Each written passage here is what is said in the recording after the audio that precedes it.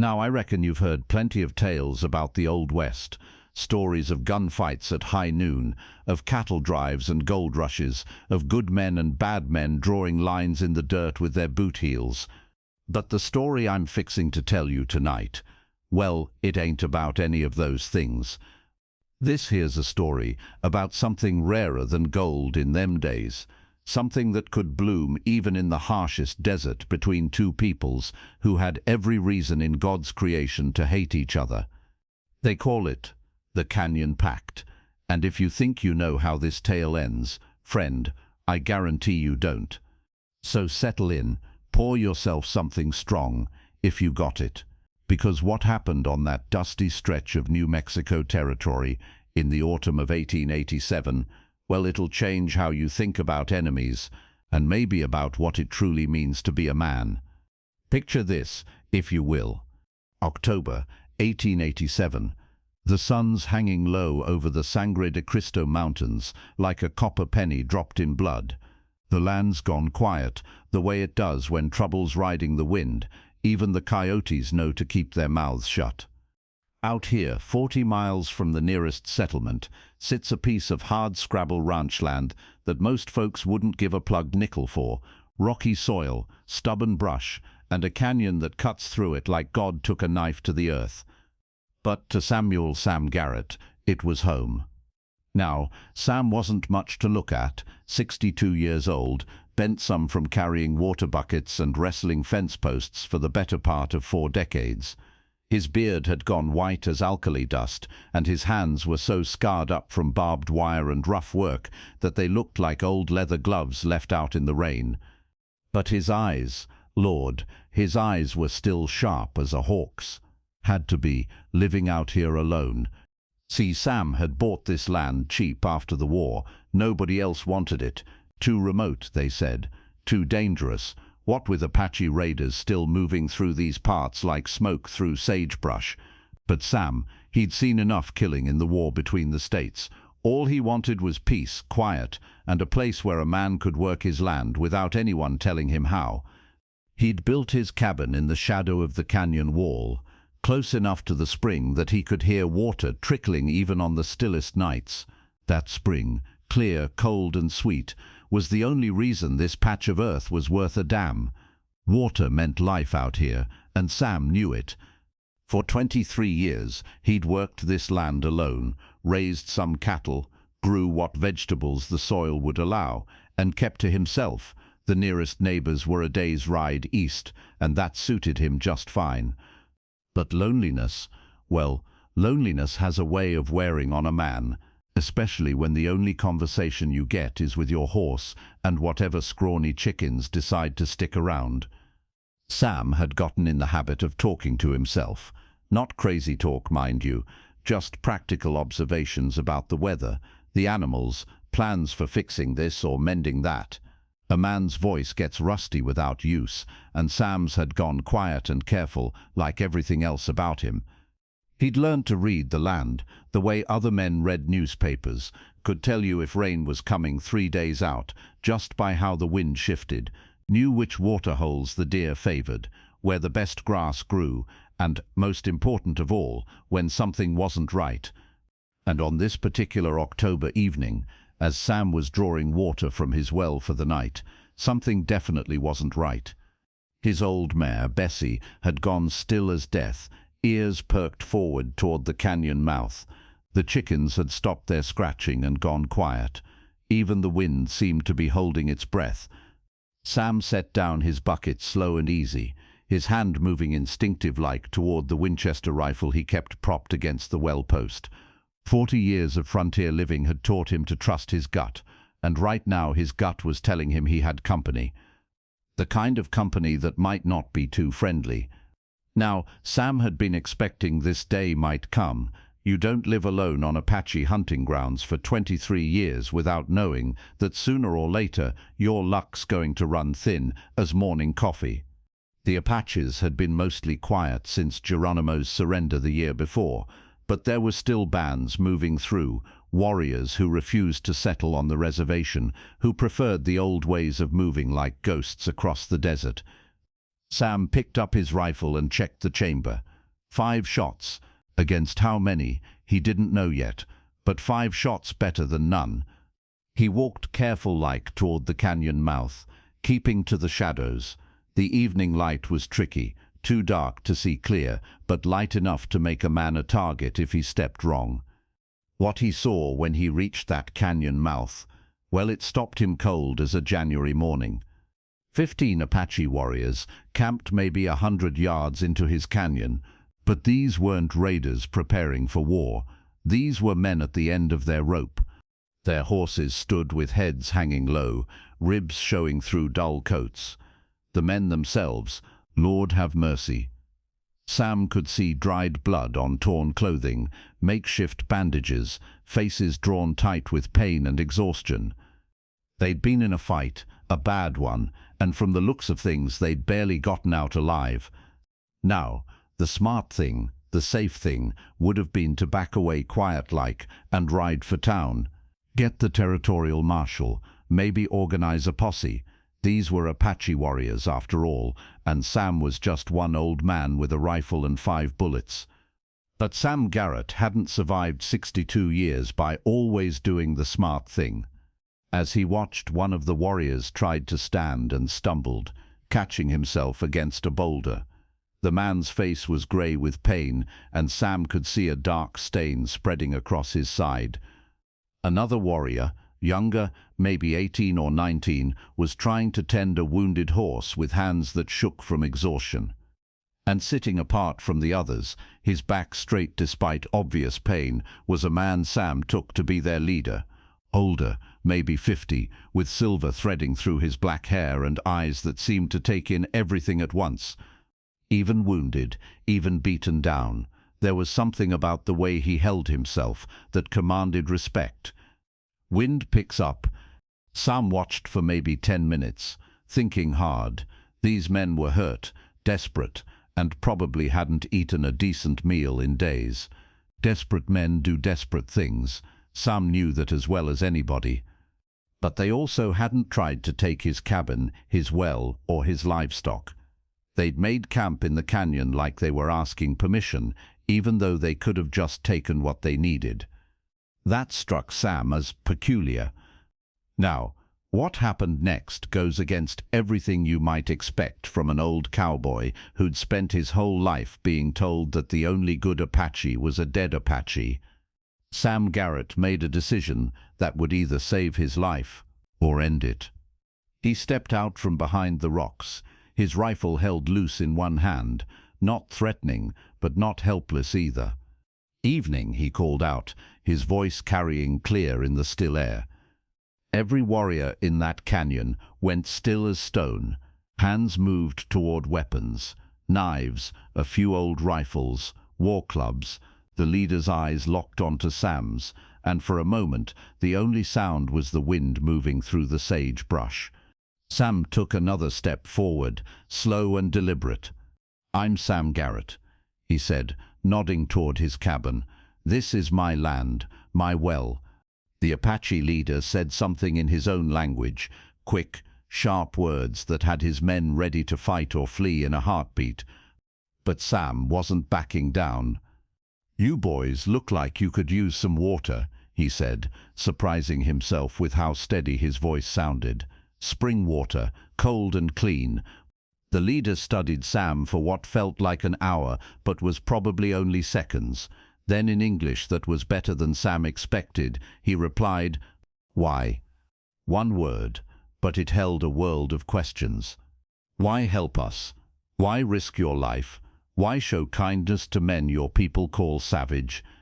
Sam thought about that for a moment, looking at these wounded warriors who could have killed him where he stood.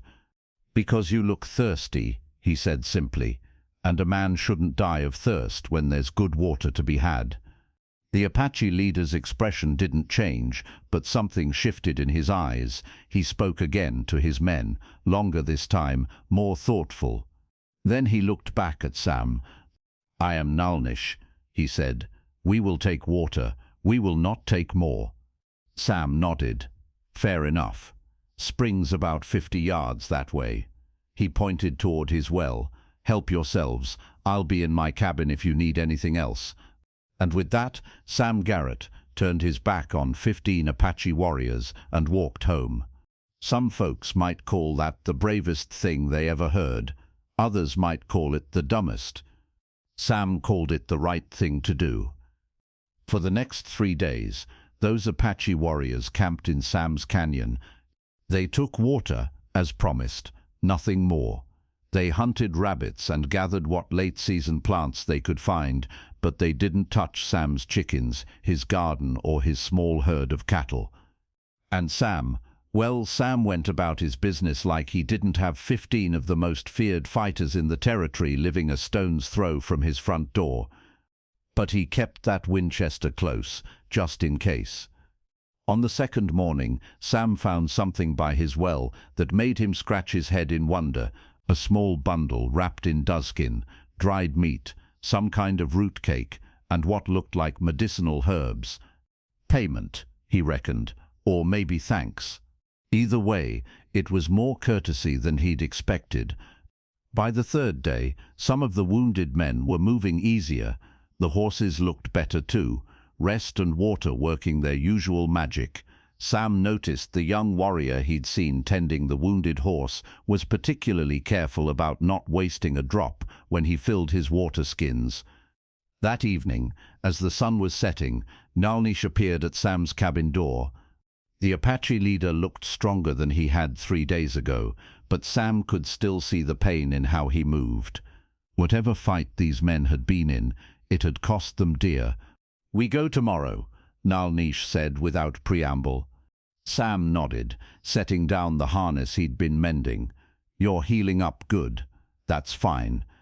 "You are not what I expected," the Apache said, studying Sam's weathered face. "How's that?" "Most of your people, they see Apache, they see enemy, nothing more." Sam considered this, rocking slow in his chair. "I reckon I seen enough enemies in my time to know the difference between a man who wants to fight and a man who just wants to live." Nalnish was quiet for a long moment. "Then there are bad men coming to these lands, white men. They take what they want."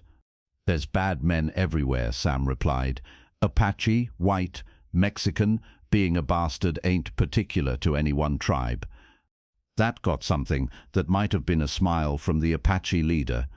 "These men, they will come for your water, your land, soon." Sam's rocking chair went still. "You know this for certain?" "We know this." Now, Sam wanted to ask how they knew, what kind of men they were talking about, when this trouble might come calling, but something in Nalnish's manner told him the conversation was over.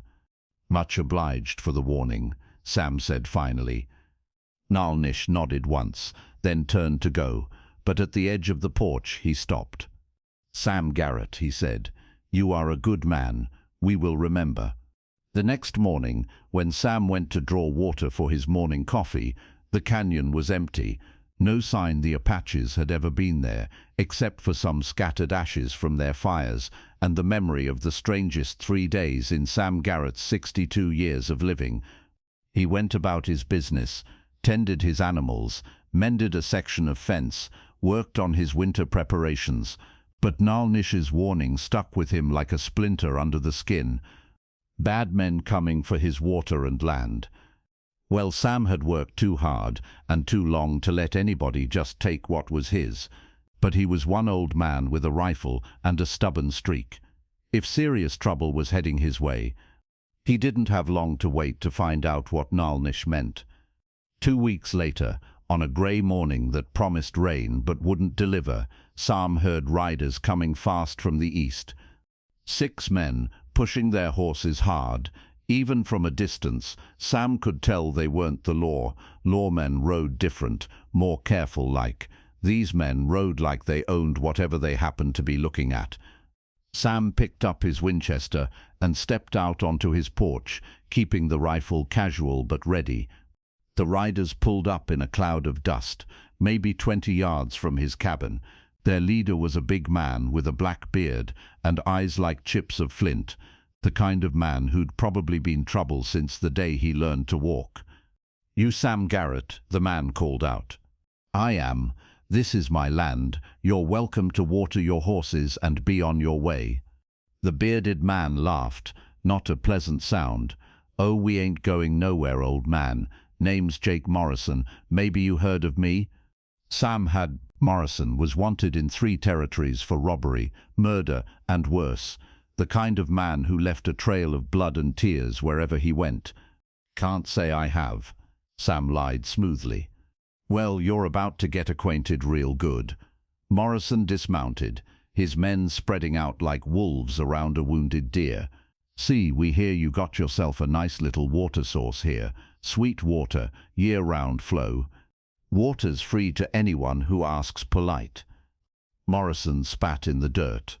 "Thing is, old man, we ain't asking. We're taking this whole spread, the land, the water, everything on it. Consider it purchased." Sam's grip tightened on his rifle.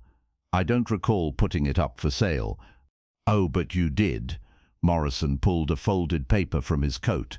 "Got the deed right here, all legal and proper. Course it's dated next week, but that's just a clerical error." One of Morrison's men, a thin, nervous-looking fellow with bad teeth, spoke up. "Jake, maybe we should just—" "Shut up, Charlie." Morrison's voice went cold as a January morning. "This is business." He looked back at Sam. "Here's how this works, Garrett. You sign this paper, transfer ownership nice and legal-like, and we'll let you ride out of here with your hide intact. Hell, we might even give you a few dollars for your trouble." "And if I don't?" Morrison's smile was all teeth and no warmth. "Well, then you'll have an unfortunate accident. Shame, really. Old man living alone. Anything could happen. Fall down a well, maybe, or get trampled by his own horse." Sam Garrett had faced down Confederate cavalry, Apache war parties, and every kind of hardship the frontier could throw at him. He'd buried friends, fought off claim jumpers, and survived winters that would have killed lesser men. But 6 armed outlaws with nothing to lose, that was long odds for an old man with 5 bullets. "I'll need some time to think on it," Sam said carefully. "Think fast," Morrison replied. "You got till sundown to sign that paper. After that," he shrugged, "well, accidents happen." The outlaws made camp right there on Sam's land, bold as brass. They killed one of his chickens for supper, used his well without asking, and made it clear they weren't leaving without what they came for. Sam spent that day watching them, thinking hard, and checking his ammunition. 5 bullets in the Winchester, 6 in his old Colt pistol, 11 shots against 6 men. Not impossible odds, but not good ones either. As the sun started to sink toward the mountains, Sam made his peace with whatever was coming. He'd lived a good life, not perfect, but honest. If this was how it ended, well, at least he'd go down fighting. He stepped out onto his porch as Morrison and his men walked toward the cabin. "Well, old man, you ready to sign that paper?" Sam raised his Winchester. "I reckon I ain't." Morrison sighed theatrically. "Shame. Boys, looks like Mr. Garrett's about to have himself an accident." The outlaws spread out, hands moving toward their guns. Sam knew he might get 2, maybe 3 of them before they cut him down. Not bad for an old man, but not good enough to save his life. And that's when the canyon walls came alive. The first arrow took Charlie, the nervous one, clean through the shoulder, spinning him around and dropping him in the dirt. The second and third arrows sprouted from the ground at Morrison's feet like deadly flowers. "What the hell?" Morrison spun around, trying to spot the shooters. But you can't fight what you can't see. From every shadow, from behind every boulder, from positions that seemed impossible to reach without making noise, Apache warriors appeared like they'd been carved from the canyon walls themselves. 15 warriors. The same 15 men who'd camped in Sam's Canyon 2 weeks ago. But these weren't the wounded, exhausted fighters Sam had given water to. These were rested, healed, and ready for war. Nalnish stood on a ledge 20 feet above the cabin, a rifle in his hands and more warriors flanking him on both sides. The young Apache Sam had seen tending the wounded horse was now stringing another arrow, his aim steady as stone. "Drop your weapons," Nalnish called out in clear English. Now, Morrison's men were looking around wild-eyed, trying to count enemies that seemed to multiply in the shadows. One of them, a red-headed kid who couldn't have been more than 20, was already reaching for his gun belt buckle. "Don't you move, boy," Morrison snarled. "They're just Indians. We got them outnumbered." Nalnish said something in Apache, and suddenly every outlaw found himself staring down the shaft of a drawn arrow or the barrel of a rifle. "Count again," Nalnish said quietly. Morrison's face went red, then pale. He was a killer and a thief, but he wasn't stupid. 15 Apache warriors with the high ground and blood in their eyes. That was a fight no man could win. "This ain't none of your concern, Indian," Morrison tried, his voice not quite as steady as before. "This is between me and the old man. Sam Garrett gave water to my warriors when we were dying," Nalnish replied. "He asked nothing. He took nothing. He showed honor." The Apache leader's voice carried across the canyon like a judgment. "You come to steal from a good man. This makes you our enemy." "Look here," Morrison started. "Drop your weapons," Nalnish repeated, "or die where you stand." Sam watched, hardly believing what he was seeing. These warriors, men who had every reason to hate white settlers, who'd been fighting for their lives and their land for generations, had come back to protect him. A stranger, an old cowboy, who'd just done what seemed right. Morrison looked around at his men, saw the fear in their eyes, the way they were calculating odds and coming up short every time. "This ain't over," he said, but his hands were already moving toward his gun belt. "Yes," Nalnish said simply, "it is." One by one, Morrison's men dropped their weapons. The red-headed kid was first, then the others, until only Morrison himself stood armed. "Jake," Charlie said from where he was clutching his wounded shoulder. "Jake, just drop the damn gun." Morrison's hand hovered over his pistol for another heartbeat. Sam could see the calculation in his eyes, wondering if he was fast enough, desperate enough, crazy enough to try for a draw against 15 warriors who already had him in their sights. In the end, good sense won out over pride. Morrison's gun belt hit the dirt with a soft thud. "Smart choice," Sam said, speaking for the first time since the Apache had appeared. Nalnish gave a sharp whistle, and several warriors moved down from the rocks, keeping their weapons trained on the outlaws while they collected the dropped guns. "You will leave this place," Nalnish told Morrison. "You will not return. If we see you in this territory again, there will be no more warnings. You can't just—" "We can," Nalnish interrupted, "and we will." The Apache leader looked at Sam. "These men will trouble you no more." "I'm obliged," Sam said simply. Morrison and his men were herded toward their horses, Charlie moaning about his wounded shoulder, but moving well enough when encouraged by an Apache spear point. As they rode out, Morrison called back over his shoulder, "This ain't legal. You can't just—" His words were lost in the wind as the outlaws disappeared toward the eastern horizon. And then there was silence. Sam and Nalnish stood watching until the dust cloud disappeared completely. "You didn't have to do that," Sam said finally. "Yes," Nalnish replied, "we did." The Apache leader turned to face Sam, and in the gathering twilight, there was something different in his expression. Respect, maybe, or recognition. "You could have let us die in your canyon," Nalnish said. "Instead, you gave water, no questions, no payment asked. It was just water."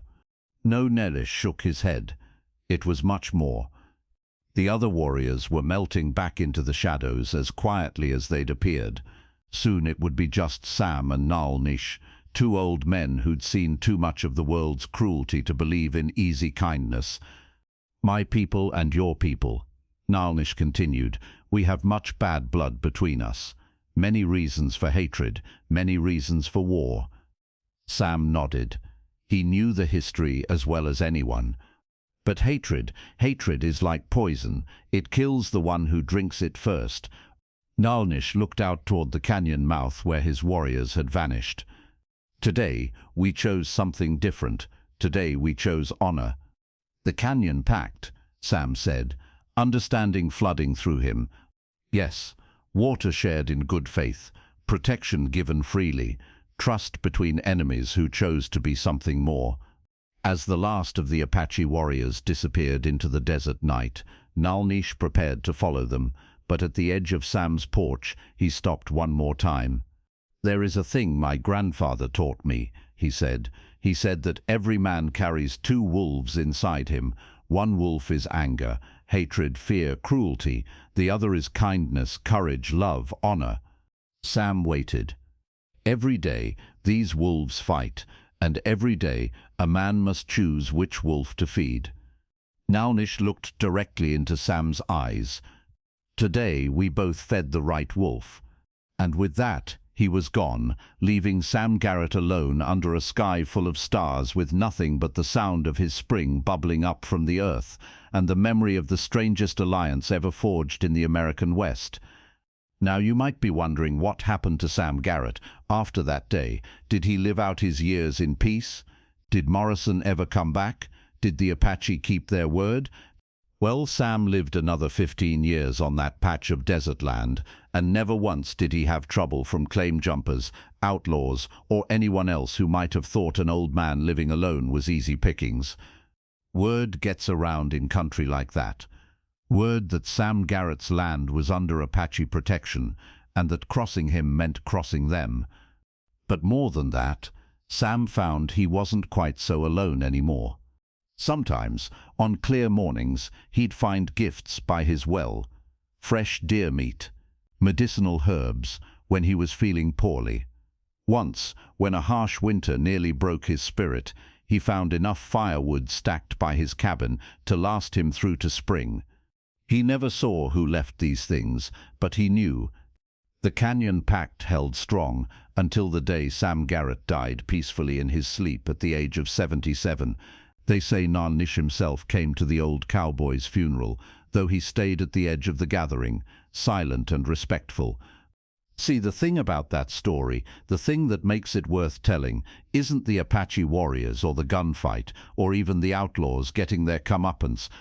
It's that moment when Sam Garrett looked at 15 warriors who could have killed him where he stood, and chose to see human beings who needed help. And it's that moment when Nalnish looked at an old white cowboy who had every reason to fear him and chose to see a good man worth protecting. In a world where it's easy to see enemies everywhere, where fear and suspicion seem to rule the day, the Canyon Pact reminds us that sometimes the bravest thing a man can do is choose trust over fear, kindness over cruelty, honor over hatred. Sam Garrett and Nalnish, they were products of their time, a time when Apache and settler were supposed to be natural enemies, but they looked beyond what they were supposed to see and chose to see what was actually there. Two men of honor, separated by culture and history, united by a simple understanding that water shared freely between enemies can become something stronger than any treaty ever written. So the next time you find yourself face to face with someone who's supposed to be your enemy, remember the Canyon Pact. Remember that every person you meet is fighting battles you know nothing about. Remember that kindness, freely given, has a way of coming back when you need it most. And remember that sometimes the difference between enemy and ally is nothing more than a choice. The choice to feed the right wolf. That's the story of the Canyon Pact, friends. A tale of water shared, trust given, and honor kept in the hardest of times. Until next time, keep your powder dry and your heart open.